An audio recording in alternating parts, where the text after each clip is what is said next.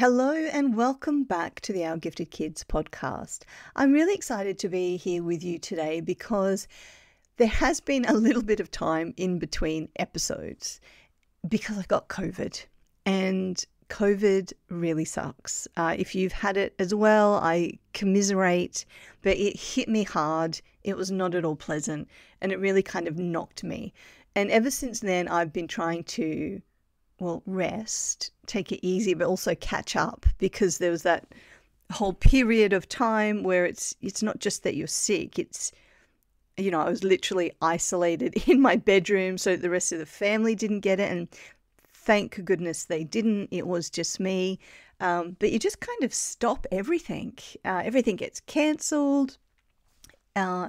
And it was very unpleasant, and then I got better, and then I got a cold. So it's just been this bit of a saga. And for the first time in a really long time, I'm actually now feeling better. So I'm very excited to be back and bringing back our podcasts. And thank you very much for your patience while I sort of recovered there. But I feel like I'm moving seasons. Now, I don't know if this is something that you have also experienced, but I feel like with life, but also particularly with parenting, we go through these seasons. And you might call it a phase. You go through a phase, but I kind of think of it as seasons because some of them can last a little while. Some seasons are shorter than others. Some seasons, you can have the challenging season, and then you move into everyone's coasting season. And sometimes you have a season where everything's kind of just going great, and then you move into the next season and you've got something that you need to work on and it's not so great. And it's just kind of like shifting from one season to the next. And I personally love this analogy because it makes me feel like whatever is going on, like the tricky stuff, it's okay, because this too shall pass. This season will come to its natural conclusion and we'll move on to the next season. And it just helps me to kind of focus on the now, but knowing that it won't last forever. And so over the last, I think, probably a couple of years, I think the season that has just ended for me is probably a 2-year season, if I'm going to be perfectly honest. And over the last 2 years, for me personally, with my kids as well, we kind of went on this parallel journey of being identified as both gifted and autistic. And for me as an adult, that was pretty big. So I'm moving out of this season of deep reflection, which also contained quite a lot of grief that involved a bit of depression and anxiety, if I'm going to be 100% honest. And as I processed and consolidated that reality of being diagnosed in the last year, it was this massive shift in perspective for me. We think of these things with our kids, and they're big, but what I've realized is that impact of those decades, not even like lifetime, of reconciling this new information for me personally, let alone how do I then incorporate that into my parenting. It's been really big, and I feel like that season has come to its natural conclusion, and I'm moving out of that deep reflection into something which is feeling a lot more upbeat and hopeful, which is super exciting. I feel like I'm moving out of what has been maybe like a really long winter into, a new spring and summer. And I think that's why I like the season analogy, because there's that kind of vibe to it. Sometimes it feels like we're going through winter. Other times, we're in the glorious rays of summer, and it's just a nice way of moving from one to the next. So I'm feeling very much at the moment that I'm coming out of winter and moving into spring, even with everything that spring brings with it: hope, excitement, beautiful flowers.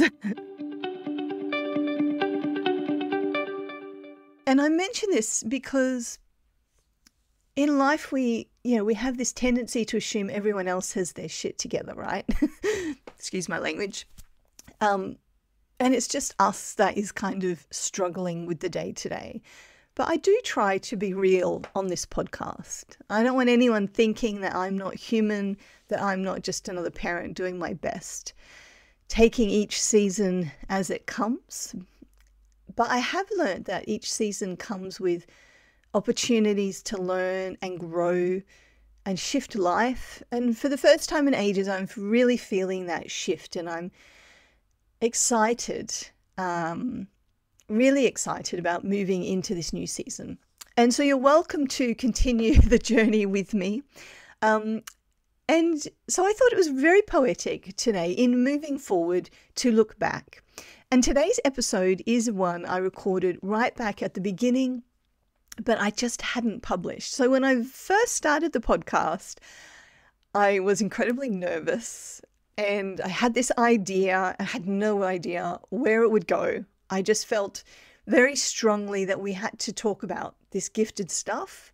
And I felt like it was this taboo thing to do and say and talk about. And I just felt like I had to do something. And so I did call upon some friends and people I know to kind of start out in this conversation. And I was blessed with many friends who are like, yeah, I'm behind you. And I'm prepared to share my story and come on this journey with you because, we also think this is something that we need to talk about. And so this is kind of one of those starting out episodes. And there's no particular reason it hadn't been published. I would like to say that I'm all sort of, it's all strategies and plans, but to be perfectly honest, sometimes I have a glimmer of a plan and things are a bit more focused, the weeks and things we do. But by and large, I go with the flow and the synchronicity, and things come and go. And I've just kind of got to this point, having done 50 something episodes now, where I've got a few from right back at the beginning. And I'm like, do you know what? I really want to cherish those because they're very important to me. And so over the next 6 months, I will publish them. And they're these wonderful conversations with other parents of gifted kids about the journey. And that's, I think, a really important thing. It's always been important to me that as parents, we get to see ourselves and our journeys in others. And in that way, we feel connected and together on what can feel quite lonely at times. So today we talked to Anne, who's mum of 3 gifted kids, about her journey of figuring out that her kids were gifted and what was going on. And it's a really lovely episode. I'm thrilled to be finally sharing it. Let me know what you think. I love getting emails and comments from you about what has clicked and those aha moments. They really do keep me going and they give me ideas about future episodes. And I really value that feedback and community because for me, that's what it's all about. It's about the community. So feel free to, you can message. We're on Facebook. We have a Facebook group. We're on Instagram. You can subscribe at ourgiftedkids.com and just reply to those emails. Just feel free to get involved. So let's do it. Let's check out Anne's story. And I want to thank her very much for being one of the early supporters of the Our Gifted Kids podcast. And also, if you're listening and you're like, I've got a story to tell or I would love to share something that ideas that I have if you're a professional working in this area, whatever it may be, I'm always excited when people get in touch and want to be on the podcast. So by all means, get in touch. So let's do it. Let's talk to Anne and let me know what you think. See you soon. Bye. Hi, I'm Sophia Elliott. As a parent of 3 gifted kids, I'm here to talk about all things gifted because I've been isolated and uncertain and I felt like that parent. Then I found peace of mind, support and my community. This podcast is about sharing that journey, actually parenting gifted kids and connecting with advice and support. So we have everything we need for every member of our family to thrive. This is the Our Gifted Kid podcast. Hi, Anne. Thank you for coming and talking to us today about your gifted kids. We were having a bit of a chat earlier, and you're also a mum of 3 gifted kids as well. So how old are your kids? My kids are 5, 7 and 9 years old. Oh, okay. So that's similar to me. I've got 3, 5 and 7. So tell me about the kind of early years and some of those early memories of looking back. You kind of go, oh, maybe I should have realised something was going on there, you know, just little things that might have happened when they were younger. Well, I think it sort of started with the milestones in the baby years. They would always reach the milestones way, way, way ahead of when they should. And I came to the conclusion that the milestones were inaccurate. And I would think to myself, well, that must be the absolute, you know, the latest that they should be reaching it. Mm-hmm. And I didn't really consider that maybe it was my children who were slightly different. And then when you looked at the ages on toys and things that they were playing with and the toys that they were finding interesting, they were always, again, way ahead of where those age groups were meant to be. Mm-hmm. And again, I thought, well, they must be very conservative with the toys. And it's sort of that pattern repeated with all 3 of them, essentially. And it was only once we entered school that I noticed that that wasn't quite right. There was something else going on. I just didn't know what it was. There were some wonderful moments in their childhoods that they would just blow me away, and I'd be like, that's so awesome. And there were other moments that were quite frightening as well, where I think that, you know, something's different. You know, my friends' kids are not behaving in the same pattern that they are. And do you think this is that kind of, you know, as parents, it's like you said, we're more likely to go, oh, that data must be wrong because, you know, my kid must be, like, I hate to use the word normal, but, you know, so we kind of look for external reasons to explain what's going on rather than initially kind of thinking, well, maybe our child's outside of the box. You know, there's that kind of phase of trying to make sense of it all. And does that make sense? I think you're absolutely right there. I think also I very much wanted my kids to be normal. I wanted them to fall within the box, and I looked for every way that they would fall within the box, and I probably ignored or tried to ignore when they weren't and put it down to, oh no, it's a personality difference. But I think that you're spot on there. Yeah, I mean, because that's the thing, isn't it? We all just, I mean, you know, as humans, we're a society, you know, we're like a clan society, and we want to be normal and accepted amongst our peers. And I remember having my first child, and I really had no experience of babies or kids. You know, I didn't have a big family with kids. Like, I didn't really know anyone with babies, so I was totally clueless. And so I didn't really know what to expect. And so, of course, I'm just assuming, well, this is just what it looks like. This is normal. It's like, not only do I have nothing to compare it to, but we want, especially as that first-time parent, we imagine this kind of perfect, you know, situation that's going to unfold as parents and as kids. And when something disrupts that, I think initially it can be hard to accept it. And then you've got to figure out what's going on, isn't it? Exactly. And I think within the family environments, I spoke to my parents and my husband's parents and the cousins, and they're like, but that was normal within our family. They're not within our experience of raising you as children. And if you look at the cousins who are older, we've all, you know, a little bit quirky. That is normal. That is what normal looks like to us. Yeah. And so you don't really question it further until, I suppose, you led down a path that you have to admit that you're perhaps not finding the answers to the questions that keep building up. Yeah, and I think that's the thing, isn't it? You, at some point, it's almost like you get to crisis point, and it's like, okay, I've got to deal with what's in front of me to a degree. So you had moments, and then So what led you to going through that process of figuring out that they were gifted, or, you know, at what point did you first suspect, or did someone tell you they were gifted? There were many moments before the actual intervention. Yeah. You know, friends would often say to me, wow, that's like really next level, like your kid's like really advanced, or it must be so easy to be you, your kids are so easy and they, you know, they learn so fast, and, you know, all these little things. But it looked different in all three of the children.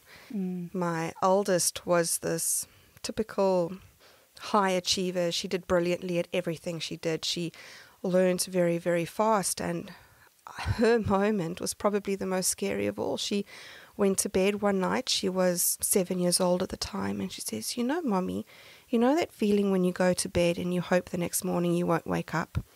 I have that feeling again tonight. Oh my God. And I was in absolute... At 7. I was in absolute shock. I was like, what? Where's this coming from?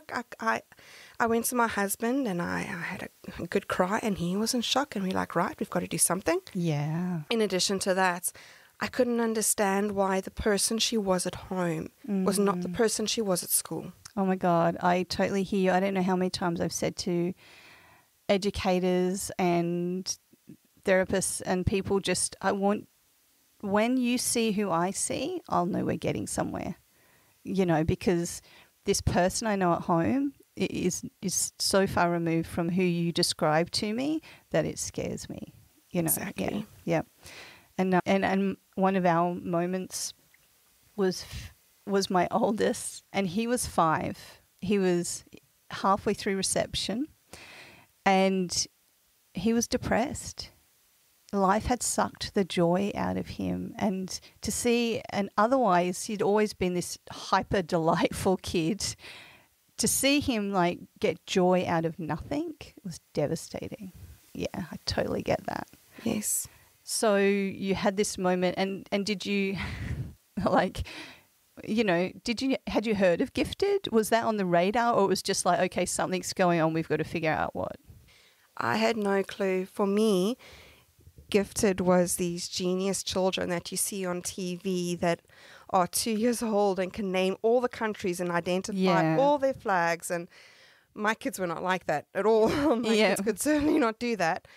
And so I had a very unrealistic, untruthful view of what giftedness was. And I didn't even realize that giftedness was the word. I thought the word was genius child. And I certainly did not have genius children. Yeah. Yeah, it's not that sort of Sheldon Cooper. Yeah, they're reading at 18 months and, you know, doing maths equations at 3 kind of thing. Although some do, but yeah, that's right. That's not every gifted child. So what happened next? So with that, I said, you know, we really do need to do something for her. And so I went to the school, and the school said, no, she's perfectly happy in class. Look how well she's doing. And I said, yes, but there's a problem. And they're like, no, there's no problem. She's happy in school. She does what she's supposed to do. Look at her academics. You know, she's top of the class. There's nothing to worry about. And I know your child doesn't say that before going to bed. No. And appear happy at school. There's something else going on. And so I said to my husband, we need to take her to a psychologist, and we need to find out what's behind this. So she was first in line. At the same time, we were having challenges with my middle child. Now, his story is slightly different to his sister, because in the school that he was at prior to this one, he was in the same class as her for much of the year. And the way he is very different to her. When he likes something or something's interested, or, you know, spikes his interest, he dives deeply into it in intense detail. And he ignores absolutely everything else. Yeah. And they had a show and tell day at school, and they had to dress up as what they want to be when they're older. And our family has a very medical background. And so following on the family tradition, he went into class and he said he wanted to be a doctor. And the teacher came to me afterwards and he's like, she said to me, your oldest probably will land up going in that direction, but I hope you have realistic expectations for your middle one, because he's probably not going to go down that route. I don't think he has the potential for it. You should probably lower his expectations. And wow. I was like, oh, what? Yeah. This was the kid that was being told about being naughty in class, that he wasn't listening, that he was disrupting the other children, that he didn't want to do the work that he was given. And when I asked why he wouldn't do the work, he'd say, but Mum, it's so boring. I feel like my brain's going to explode because... And when I went to the teacher and said, can you give him something harder? They would say to me, no, we will not set him up to fail. Oh, wow. And there was even an example. So he was in a Montessori school. And a big thing is the Roman arch. They build this Roman arch out of blocks. And he had wanted to do this Roman arch for ages. He had been watching the other children do it. And he said, Mum, I know how to do that Roman arch. And I said to the teacher, can you just let him do the Roman arch? And they said, no, there's steps that you need to do before you get to the Roman arch. Yeah. And I said, well, can you just let him try? And again, I was told we will not set him up to fail. Mm-hmm. And we had this parent thing where the parents go into the class and the children interact with the equipment. And I said, Jamie, let's just go over there. Let's just try the Roman arch. Yeah. And he smiled and his eyes sparkled and he was so excited. And he did it, and he built it perfectly. Step for step, he did the Roman arch. And I called the teacher over, and she said that I had built it. Oh, my God. Seriously? Yes. And that's outrageous. I said, absolutely not. He built it himself. Can he do it again so he can show you? And she wouldn't let him. My goodness. They left the school the next term, and we went to another school that I hope would see my child for who he is. Yeah. They had seen the sister, or the oldest child, and thought that it would translate onto him. They thought that he would be the same type of kid, and he wasn't. Yeah. And in the new school, he wouldn't interact with the other kids in the class. When he was put in a group, he would say, but Mum, we're doing magnetism. And I'm like, yes, but you'd love that. That's science, that's physics. You'll love magnetism. And he said, but Mum, the kids don't know their periodic table. And I'm like, well, you don't need to know your periodic table for magnetism. And he said, yes, of course you do. How do you know what elements are magnetic if you don't know the periodic table? I love it. Going deep. Yeah. And I said, but you don't know which elements are magnetic. And he said, well, yeah, cobalt, nickel, iron. And I was like, oh, where did you learn that? And he's like, Mum, it's obvious. And I'm like, I still don't know where he learned that. I don't think it was a TV show or somewhere. It's just found obvious, it in a Mum. book. Yep. And he got really frustrated because how was he supposed to do a lesson and work in a group with children doing magnetism when they didn't understand what he considered were the basics? Absolutely. I totally empathize with my oldest. He also went to Montessori. And there are some awesome Montessoris, but these are just our experiences. But it was the same thing. It's like, oh, no, you've got to follow these steps. You can't miss a step. And it's just that kind of rigidity of not, ironically, looking at where the child is at, but just kind of forcing this structure. And I think that's the great misunderstanding is that, gifted kids, they learn differently at a different pace. It's like, they could probably do something once or twice and then jump 5 steps because that might be how they learn, or that particular kid might learn. And I've experienced this myself, and I've heard it so many times. It's just that lack of imagination for what potential a child might have, and seeing them for who they are, which kind of breaks the child at the end, doesn't it? It just is so devastating for them not to be seen. It does. And what you said about the way they learn, when we did our WISC on our middle child, the psychologist clearly showed us that when the parts of the test were easy, he sort of didn't focus at all. He found it insignificant, didn't try. Mm-hmm. But the progressively harder it got, the better he did, and the stronger his responses and the quicker his responses. Yeah. So being in an environment where they were forcing him to do the basics was actually quite damaging because he wasn't able to almost process that. He wasn't able to focus on it.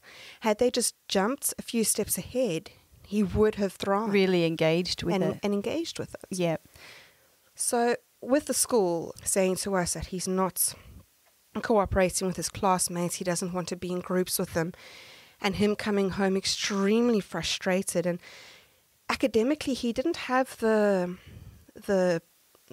same academic picture that my eldest had.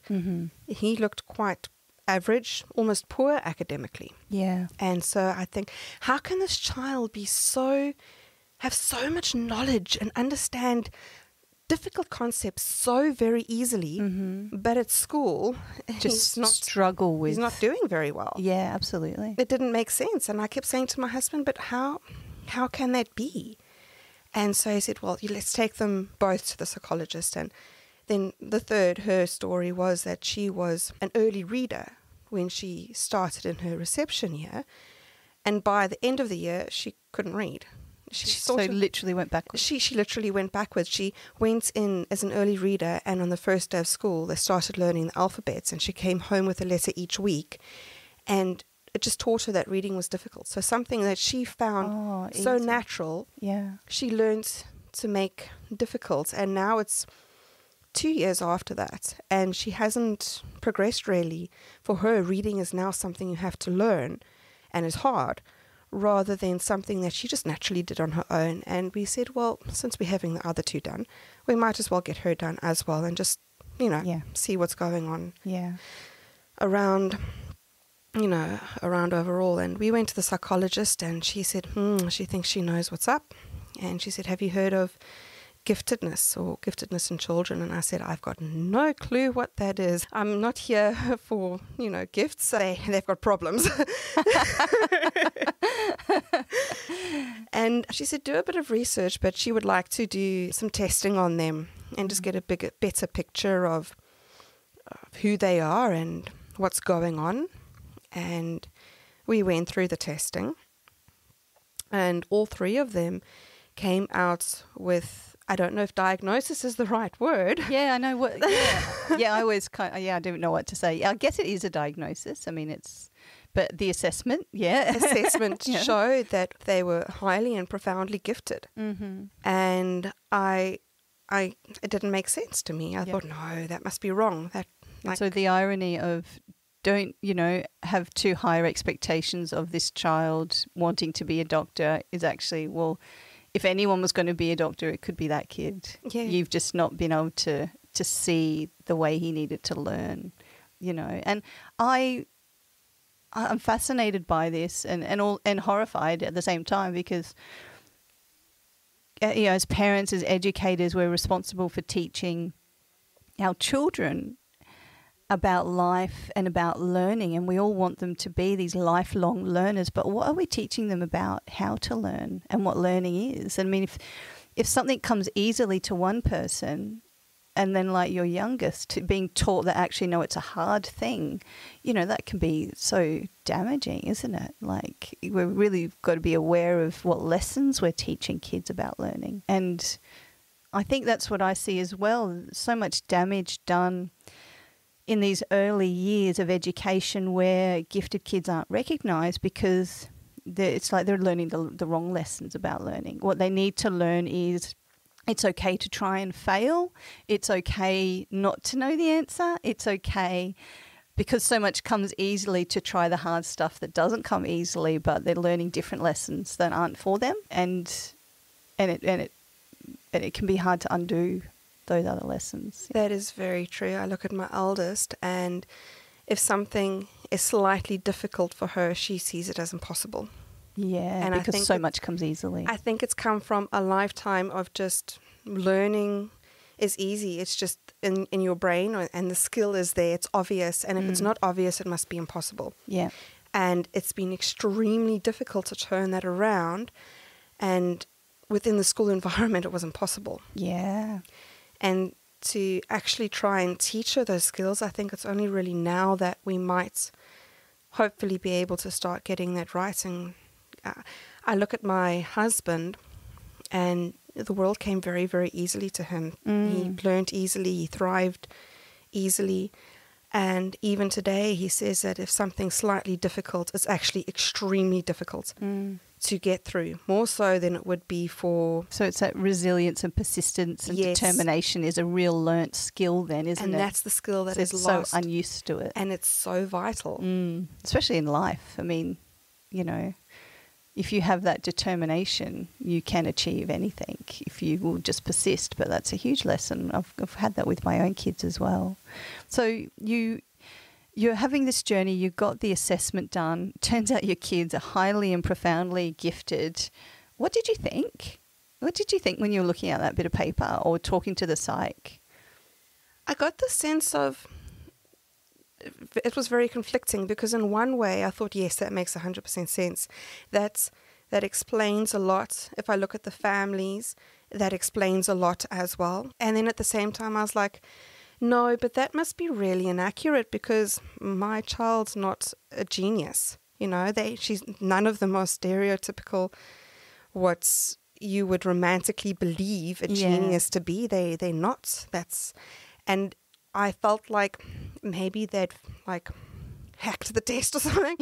Like they'd sort of like faked it somehow. Yeah, like faked it. And I said to this, like I said, is there any way to fake this? Could they like accidentally have scored higher? Like, are you sure you calculated what did she it? Say? She said that you cannot accidentally score higher, but you can certainly score lower. That's right. I've read that. You can't fake a positive, but you can, you know,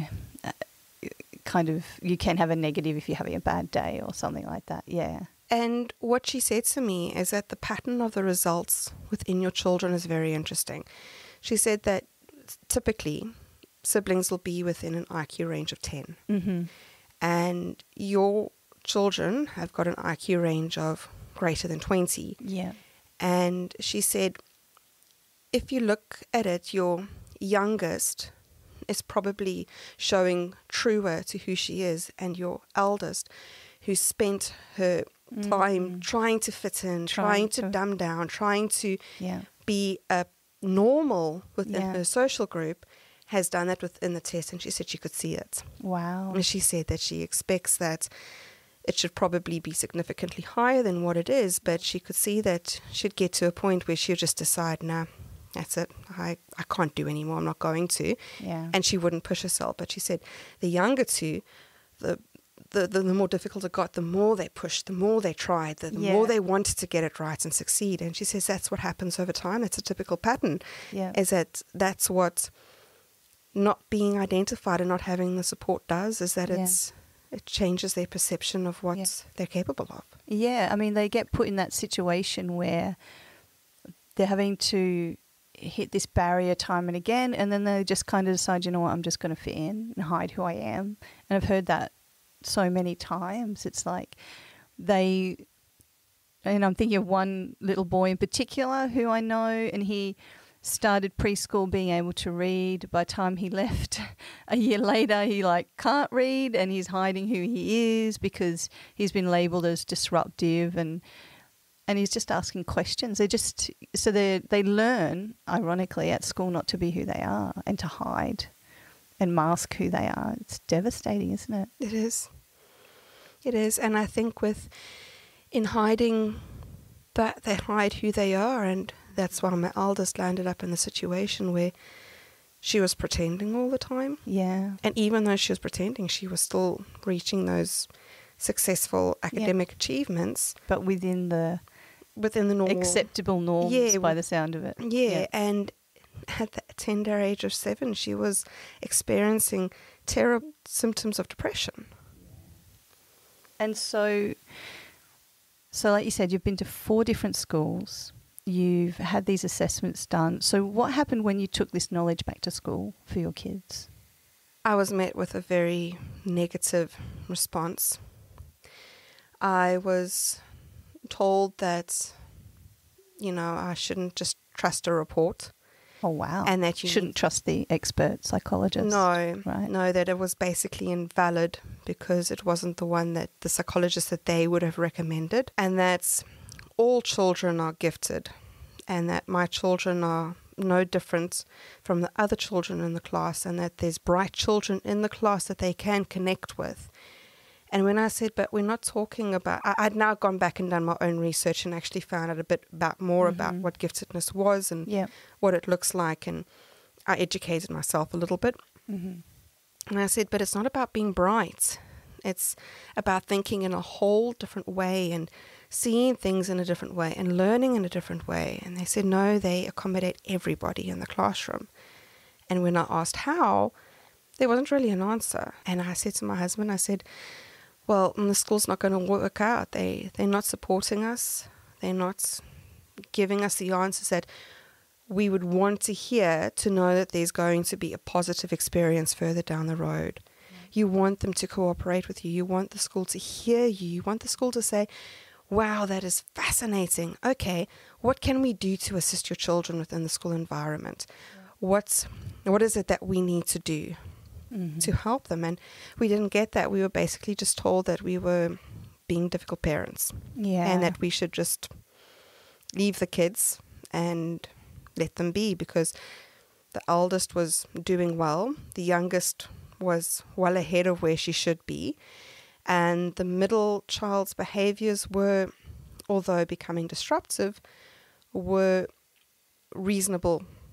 There wasn't anything that was too extreme that they were concerned about or made being in the class with them too much of a problem. I think what I found in talking to the educators at my son's previous school was, I think I was incredibly disappointed. And I've had this conversation with a teacher friend of mine before, and I'm a parent, I'm not a teacher. I don't have any personal, professional experience or knowledge of seeing lots of kids the same age and seeing how different they are and how one might have strengths here or weaknesses there. And I guess as a parent, when I took my child to school, I had this expectation that, well, you've seen lots of kids come and go throughout the years as a school collectively and as teachers who have been teaching for years. And I kind of assumed a certain knowledge about, well, you would know what to look for. You would be able to see this kid's struggling, this kid's got strengths or these characteristics or those characteristics because of those inherent skills and experiences of teaching. But what I learnt from my experience, and like you say and like I hear all the time, is actually there's this huge brick wall goes up, and suddenly a formal document from a psychologist who is expert enough to do a test on giftedness and look at, other things as well. They obviously look at a range of things, can be just completely disregarded as... And frowned upon almost. And yeah, absolutely.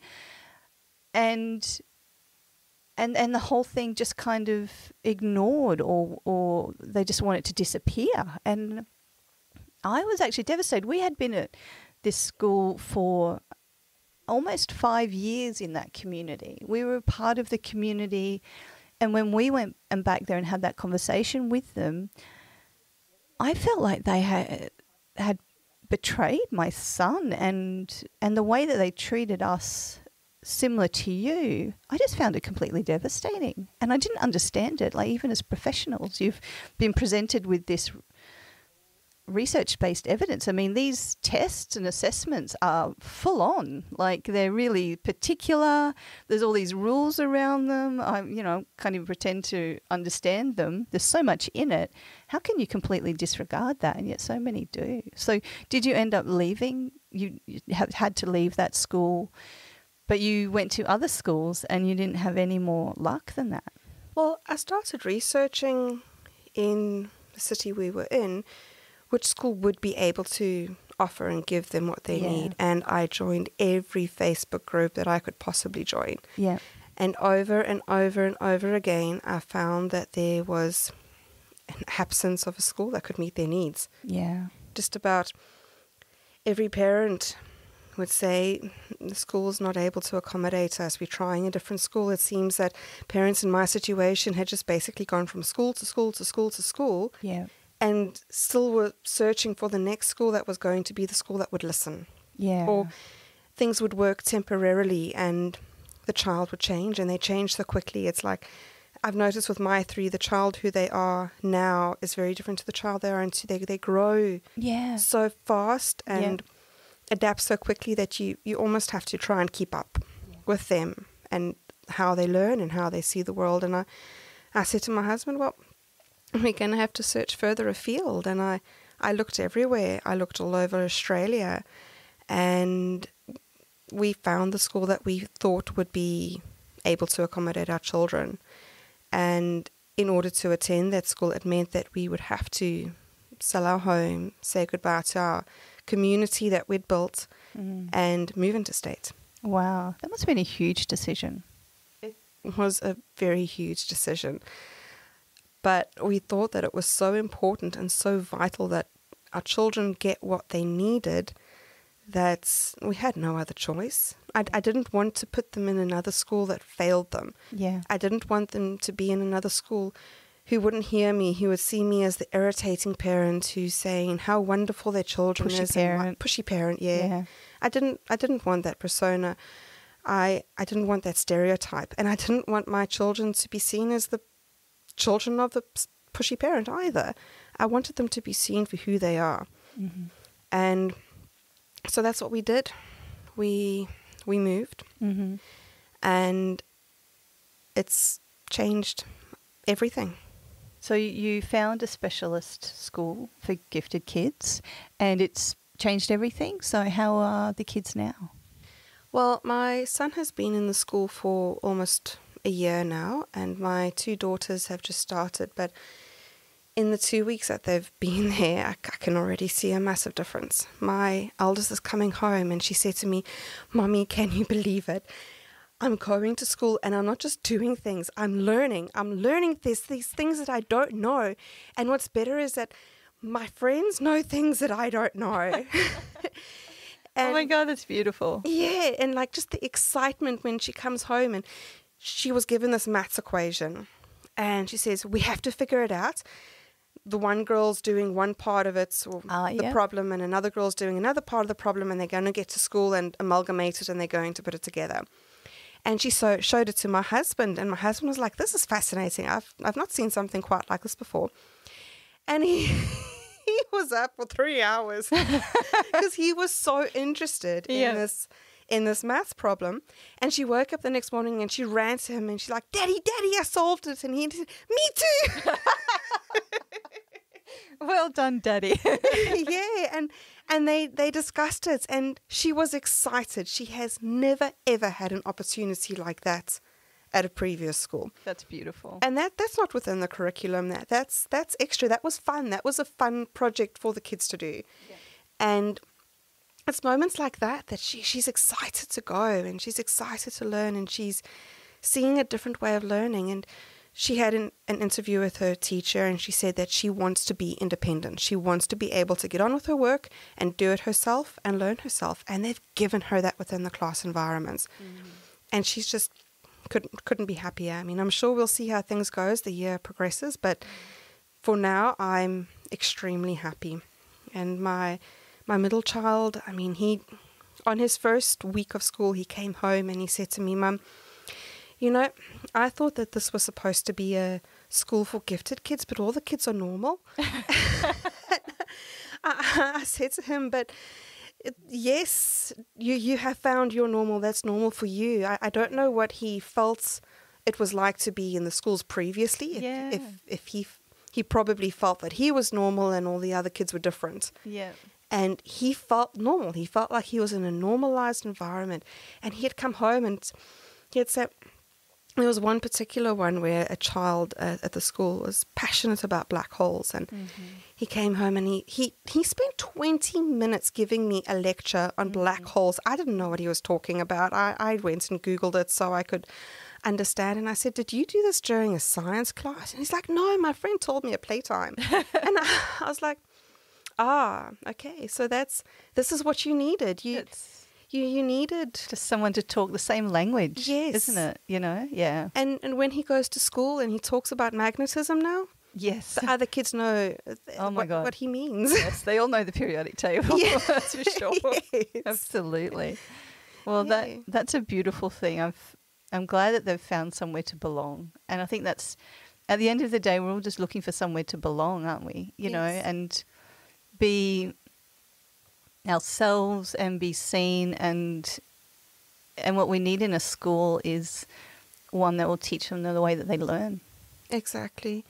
And I look at how the teachers have bent over backwards to learn who my kids are even before they arrived at the school, and how they've given them strategies to make new friendships and have facilitated that and, you know, help them be the best that they can be within that environment, and that's invaluable. And also to have the teachers on your side. Yeah. You know how amazing it feels when you talk to a teacher and they can actually give you information about your child and you can learn from them, and the teachers are teaching you about your children as well in a way that...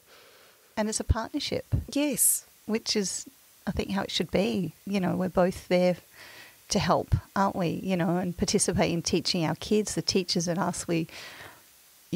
Working together. I mean, it's everything that you hope for. Yeah, and so I think that it was definitely well worth the move. Yeah, and finding somewhere where we feel comfortable and feel like we belong as parents as well. Yeah, that's a lovely thing. And well, thank you, Anne, for joining me today. It's been an absolute delight to talk about your story and to share that with everyone and talk about your gorgeous kids. And so let's just end on, what is one of your favourite, oh my God, moments that you hold dear to yourself? Just one of those moments where you're like, oh, this is like surreal, you know, one of those gifted moments. I think the most standout moment for me would be my middle child, and he's the one who's really at extremes. he's at extremes with the things that he does. And he was 2 years old, and he was telling me that big Legos for babies and we need to give him tiny Lego. And we went to the store and he chose this massive Lego set and it said ages 12 plus on it. And I thought, oh, well, you know what? If he plays with it and fiddles with it, my husband helps him, it's fine. And we took it home and he took out the instructions and he threw them aside. He wasn't, that's not an instructions kid. No, he doesn't do things, he does now, but then certainly he didn't care, and he built it. Seriously? He built it perfectly, brick for brick. He just somehow intuitively knew how those blocks went together, and he came up with the structure. And I said to my husband, I'm like, whoa, they've really got the ages on the block, on the package is wrong, but isn't that awesome? Like, it was amazing. It's that was definitely one of the standout moments. Yes. Yeah. Well, best of luck to you and your family and settling into their new school. But it sounds like you've got this. Yeah. Thanks for coming. Thank you, and thank you for having me and letting me share my story. Yeah, no, that's really appreciated. Thanks very much. If you enjoyed this episode and it inspired you in some way, I'd love to hear about your biggest takeaway in the comments. For more episodes, you can subscribe, and to help others find our podcast, please leave a review. You can find show notes and more resources at ourgiftedkids.com, and connect with us on Facebook and Instagram. See you in the same place next week.